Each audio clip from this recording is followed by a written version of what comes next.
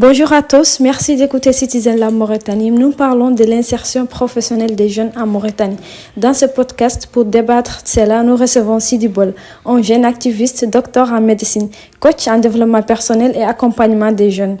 Sidi, est-ce que vous pouvez vous présenter à notre public, s'il vous plaît?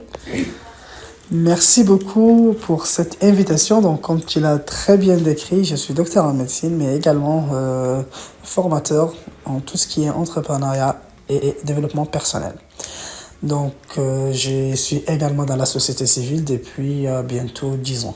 Sidi, quel état de lieu faites-vous de l'insertion professionnelle des jeunes en Mauritanie? Moi, je pense que l'insertion professionnelle des jeunes en Mauritanie est un grand défi parce que nous avons un taux de chômage qui reste assez conséquent.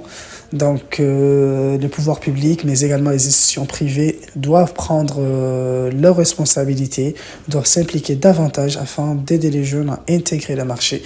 Mais également, en termes de formation, nous devons axer nos formations davantage sur tout ce qui est professionnel et pour pouvoir répondre également aux besoins du marché. Donc, les jeunes doivent aller dans tout ce qui est enseignement technique. Les jeunes doivent aller manier des choses, faire de la mécanique, faire des travaux qui rapportent directement et qui servent directement au marché public. Et certes, faire également des parcours universitaires pour ceux qui le désirent. Oui, Sidi, quels sont les freins bloquant l'insertion professionnelle des jeunes en Mauritanie selon vous en tant que coach? Donc moi je pense qu'il y a deux parties. Il y a une partie qui serait directement liée à la volonté des jeunes. Moi je dirais pas que les jeunes ne veulent pas, mais les jeunes manquent encore, ou plutôt un peu de motivation.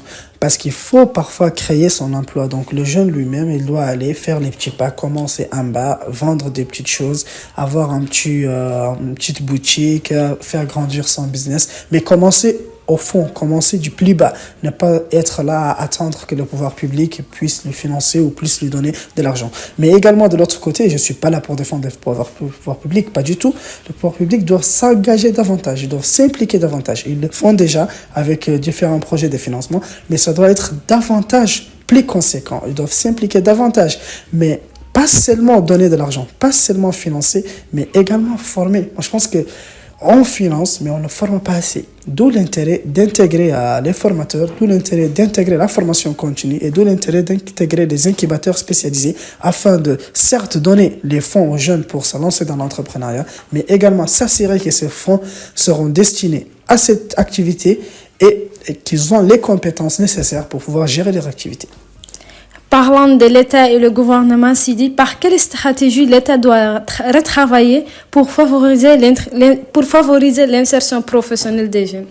Donc merci beaucoup. Moi je pense qu'ils sont déjà très bien, donc je pourrais pas faire mieux, mais je pense que je pourrais dire des choses qui seraient assez intéressantes si jamais elles seront appliquées, comme ce que je viens de dire à ma dernière réponse.